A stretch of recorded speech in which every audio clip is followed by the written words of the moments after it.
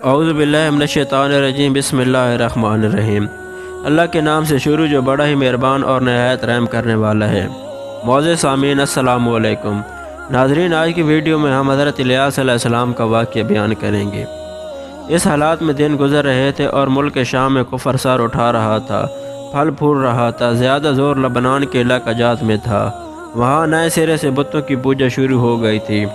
اللہ تعالیٰ کی طرف سے ہدایت آ جانے کے بعد وہ پھر سے خباثتوں پر اتر آئے تھے۔ ان حالات میں بالا باغ شہر میں بنی اسرائیل کا ایک ایسا گروہ ظاہر ہوا جنہوں نے ایک بت ایجاد کیا۔ اس کا نام بال رکھا۔ اسی کے نام پر شہر کا نام بالا باغ ہے۔ اللہ تعالیٰ نے ان کی طرح معزز پیغمبر حضرت الیاس علیہ السلام کو مبعوث فرمایا۔ آپ کا سلسلہ نسب یوں ہے: الیاس بن یاسین بن فناس بن ایزار بن ہارون علیہ السلام۔ اللہ تعالیٰ سورۃ الصفات آیات 132 تا 123 میں ان کا تذکرہ یوں فرماتے ہیں: اور بے شک الیاس علیہ السلام بھی پیغمبروں میں سے تھے، جبکہ انہوں نے اپنی قوم سے فرمایا کہ تم اللہ تعالیٰ سے نہیں ڈرتے، کیا تم بال نامی بت کو پکارتے ہو اور سب سے بہتر خالق کو چھوڑ دیتے ہو، اللہ جو تمہارا اور اگلے تمام باپ دادوں کا رب ہے۔ لیکن قوم نے انہیں جھٹلایا، پس وہ ضرور عذاب میں حاضر کیے جائیں گے، سوائے اللہ تعالیٰ کے مخلص بندوں کے۔ ہم نے الیاس کا ذکر خیر پچھلوں میں بھی باقی رکھا کہ الیاس علیہ السلام پر سلام ہو۔ ہم نیکی کرنے والوں کو ایسا ہی بدلہ دیتے ہیں، بے شک وہ ہمارے ایماندار بندوں میں سے تھا۔ قرآن مجید میں ان کا نام الیاس بتایا ہے۔ انجیل میں ان کو ایلیا نبی کہا گیا ہے۔ بعض افزار میں ہے کہ الیاس اور ادریس ایک ہی نبی کے دو نام ہیں، لیکن یہ بات درست نہیں، کیونکہ اول تو یہ اساس سنت کے اعتبار سے کبھی نہیں، دوسرا یہ کہ قرآن مجید نے سورۃ الصفات اور سورۃ الانعام میں حضرت الیاس علیہ السلام کے جو حالات اور اوصاف بیان کیے ہیں، ان میں کسی ایک جگہ بھی یہ اشارہ نہیں ملتا کہ حضرت الیاس علیہ السلام کو ادریس بھی کہا جاتا ہے، اور نہ ہی سورۃ انبیاء میں جہاں حضرت ادریس علیہ السلام کا تذکرہ ہے کوئی ایسا اشارہ ملتا ہے کہ ان کو الیاس بھی کہا جاتا ہے۔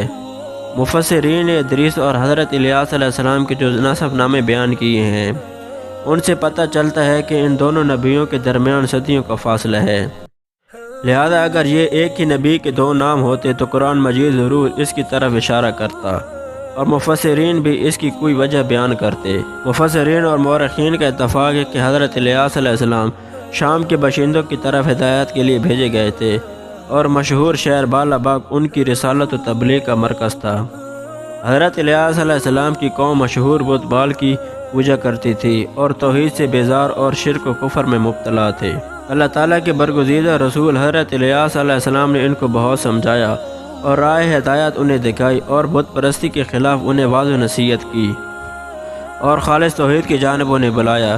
کتب تفسیر میں ہے کہ بال نامی بت سونے کا تھا اور اس کا قد 20 گز تھا، اور اس کے 4 منہ تھے، اور اس کی خدمت پر 400 خادم مقرر تھے۔ حضرت الیاس علیہ السلام کے زمانے میں یمن اور شام کا محبوب دیوتا یہی بت تھا، اور بعض مفسرین کا خیال ہے کہ حجاز کا مشہور بت حبل بھی یہی بال بت تھا۔ سورۃ الانعام میں حضرت الیاس علیہ السلام کا جن آیات کے اندر ذکر آیا وہ نوح اور ابراہیم علیہ السلام کی اولاد اور ان کی نسل کے انبیاء اور رسول کی ایک مختصر فہرست ہے۔ اللہ تعالیٰ سورۃ الانعام آیات 84 تا 86 میں فرماتے ہیں: اور ہم نے ان کو اسحاق دیا اور یعقوب، ہر ایک کو ہم نے ہدایت کی، اور پہلے زمانے میں ہم نے نوح علیہ السلام کو ہدایت کی، اور ان کی اولاد میں سے داؤد کو اور سلیمان کو اور ایوب کو اور یوسف کو اور موسیٰ کو اور ہارون کو، اور اسی طرح ہم نیک کام کرنے والوں کو اجر دیا کرتے ہیں، اور نیز زکریا کو اور یحییٰ کو اور عیسیٰ کو اور الیاس کو، اور یہ سب نیک لوگوں میں سے تھے، اور نیز اسماعیل کو اور یسع کو اور یونس کو اور لوط کو، اور ان میں سے ہر ایک کو تمام جہان والوں پر ہم نے فضیلت دی۔ حضرت الیاس علیہ السلام اور ان کی قوم کا واقعہ اگرچہ قرآن مجید میں بہت مختصر ہے، تاہم اسے یہ سبق حاصل ہوتا ہے کہ بنی اسرائیل کی یہود کی ذہنیت اس قدر مسخ ہو چکی تھی کہ دنیا کی کوئی برائی ایسی نہیں تھی کہ جس کے کرنے سے یہ حریص نہ ہو، اور کوئی خوبی ایسی نہ تھی جس کے یہ دلدادہ نہ ہو، اور انبیاء کرام اور رسول کے ایک طویل اور مسلسل سلسلے کے باوجود بت پرستی، نجوم پرستی، عناصر پرستی، غیر اللہ کی پرستی اور کوئی شعبہ ایسا نہ تھا جس کے یہ پرستار نہ بنے ہو۔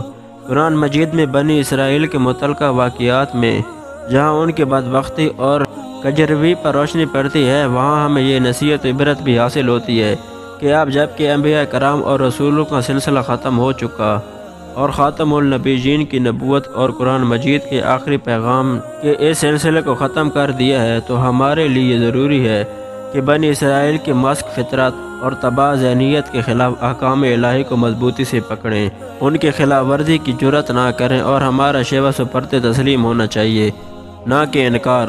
اسلام کی یہی اور صرف یہی معنی ہے۔ حضرت الیاس علیہ السلام کے بعد یسع علیہ السلام تشریف لائے۔